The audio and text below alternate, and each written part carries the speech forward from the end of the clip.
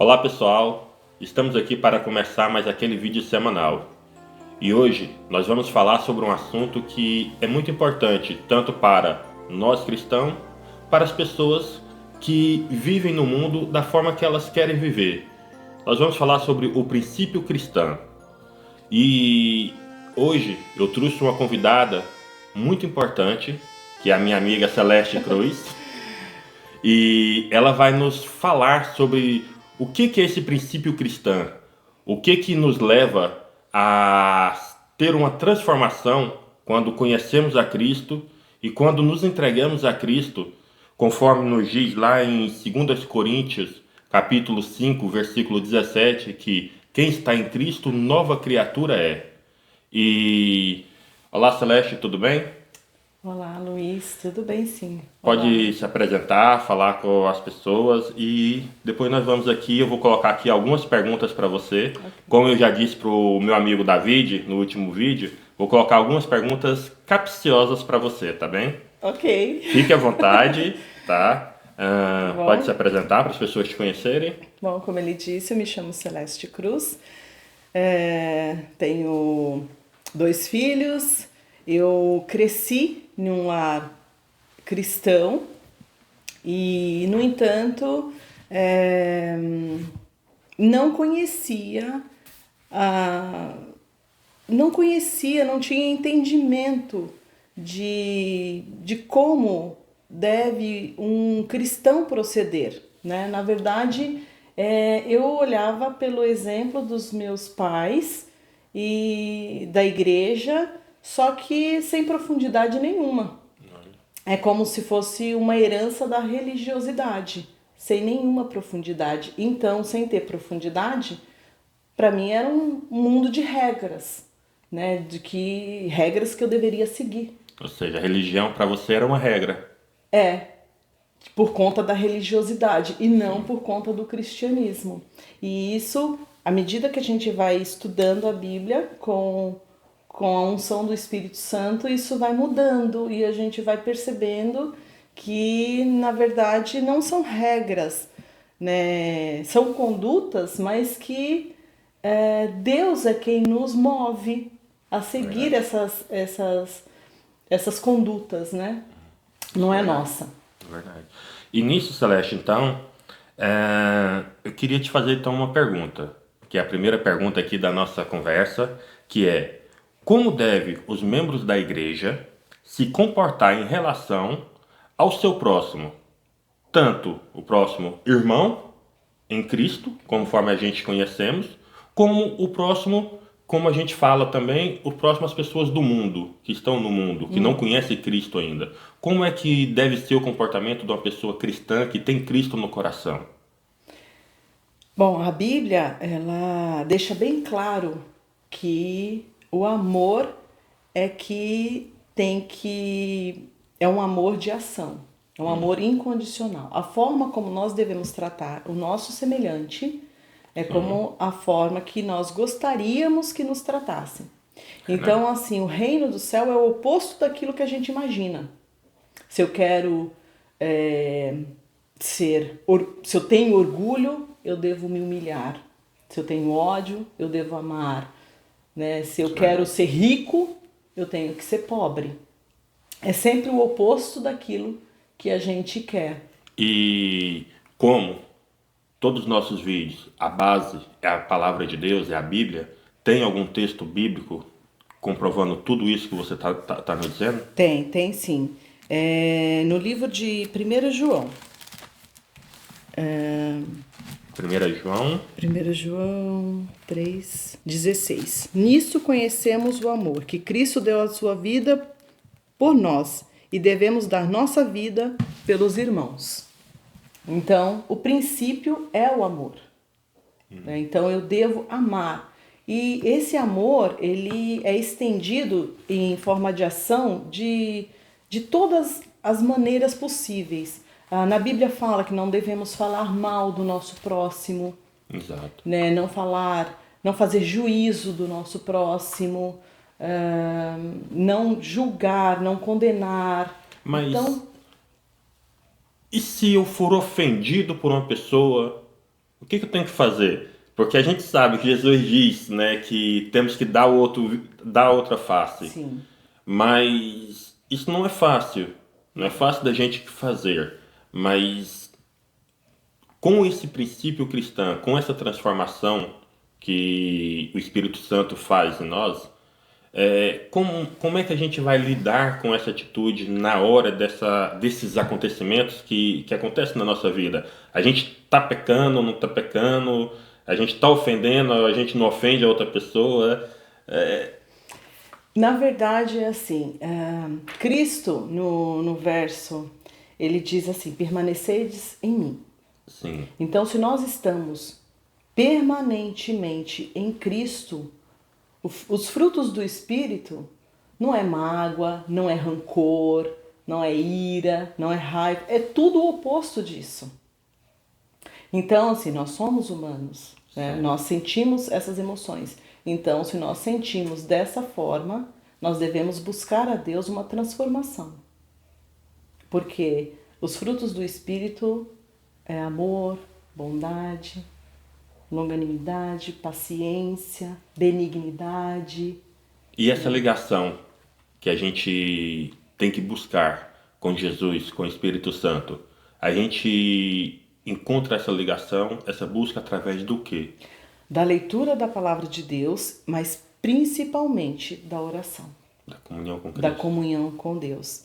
Então, à medida que nós oramos, quando a gente fala orar, não é ficar o dia inteiro de joelhos, mas o dia inteiro em comunhão com Deus, a todo instante, buscando a Deus em pensamentos, vamos dizer, disciplinando os nossos pensamentos, Verdade. né? Isso nós podemos fazer, disciplinar os nossos pensamentos para as coisas celestiais.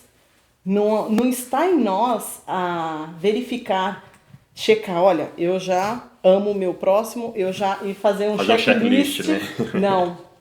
A transformação é uma vida inteira, né? Não é um passe de mágica. Então, por isso que nós devemos permanecer, porque as situações são constantes na nossa vida. Não tenho Né? A gente dúvida. não deixa de existir, a gente não deixa de ter problemas de relacionamentos, né? Porém, esses problemas não afetam mais as nossas emoções carnais. Verdade. Mas então me diz, o que a Bíblia nos fala sobre as diversões do mundo, diversões mundanas? A Bíblia condena, o que a Bíblia chama a atenção sobre esse assunto? Porque a gente sabe que para andar com Cristo é o oposto do mundo, Sim, né? Então, se é o oposto do mundo, a Bíblia tem que nos dar alguma direção. A Bíblia tem que condenar, sim. né? Querendo, a palavra condenar que eu estou usando aqui é muito forte, mas eu acho que não tem uma outra palavra para usar, porque para a gente andar o oposto do mundo é uma condenação que a Bíblia tem que fazer, né? Sobre aquilo que o mundo hoje em dia faz, sobre aquilo que as pessoas hoje em dia fazem. E a gente estamos falando aqui do mundo, mas o mundo se gira em torno das pessoas, do meu próximo, do meu semelhante. Então, o que a Bíblia diz a respeito desse assunto? Na carta de Paulo, ele diz, se não me engano, é aos Gálatas, ele diz: não ameis o mundo e nem as coisas que no mundo há. Paulo também diz: vivo não mais eu, mas Cristo vive em mim. Exato. E a vida que agora vivo na carne, vivo na fé no Filho de Deus. Então, a transformação que o Espírito Santo opera, ela entra também até nos nossos gostos. Porque veja só, tudo diz respeito à adoração. Exato. Né? Onde está o nosso entendimento, ali nós estamos adorando. Então, quando a Bíblia nos orienta dessa maneira, mas nós nos submetermos à vontade de Deus. Não é eu deixar de fazer determinada coisa. Porque eu agora não faço. Porque eu não assisto. Porque eu não vou. Não. O Espírito Santo é que transforma isso. Essa mudança, então, esse desejo, essa vontade, a gente vai deixando de ter essas coisas do mundo que nós Sim, estávamos acostumados a fazer sim, e passando a fazer a vontade de Deus, a sim. vontade daquilo que Deus quer para a nossa vida. Isso, isso. O nosso gosto vai se modificando à medida que nós buscamos a Cristo, permanecendo nele. Então as coisas do mundo não deixam de ser atraentes para nós. Veja, não são as minhas obras, mas é a operação do Espírito Santo. Mas, Então a gente deixa de amar o mundo e as coisas que tem no mundo. Aquilo perde o sentido para nós. mas me diz lá uma coisa. Ah, lá em 1 João, vamos ler lá em 1 João 2, 15 e 17. Acho que tem Tá 1 aqui. João 2, 15 e 17. Lá diz assim, 1 João 2, 15 a 17. Diz, não ameis o mundo, nem o que no mundo há. Se alguém ama o mundo, o amor do Pai não está nele. Porque tudo que há no mundo, a concupiscência da carne, a concupiscência dos olhos e a soberba da vida, não é do Pai, mas é do mundo. E o mundo passa, e a sua concupiscência, mas aquele que faz a vontade de Deus permanece para sempre. Ou seja, é praticamente tudo isso que você disse, Sim, né? É tudo isso que você disse. Então, eu acho que a grande importância aqui e das pessoas que estão nos vendo entender que aquilo que você anda fazendo, mesmo às vezes a gente não tendo esse entendimento de que, não, eu não faço nada de errado, eu não peco, eu não falo mal de ninguém, mas você vive num mundo que não tem a prioridade Cristo. E não é que nós que somos cristãos, que professamos uma fé em Cristo, somos melhores do que você. Nós somos iguais, somos todos pecadores. Só que mediante a palavra de Deus, ela nos dá ela amplia o nosso conhecimento, não é isso, Celeste? sim, sim. É, Somos todos pecadores. Essa é a nossa consciência. Mas a vontade, o desejo é nosso. Então, o livre-arbítrio está em nós. Eu não posso mudar o meu caráter, mas um caráter é feito de hábitos, né? Então eu posso pedir a Deus que mude os meus hábitos. E aí é a transformação. Aí o mundo deixa de ser o nosso interesse. Agora, com breves palavras, para o nosso vídeo também não ficar muito longo, o que a Bíblia nos fala sobre o casamento? Porque hoje em dia a gente vê muito casamentos como nós temos os princípios cristãos, Sim. né?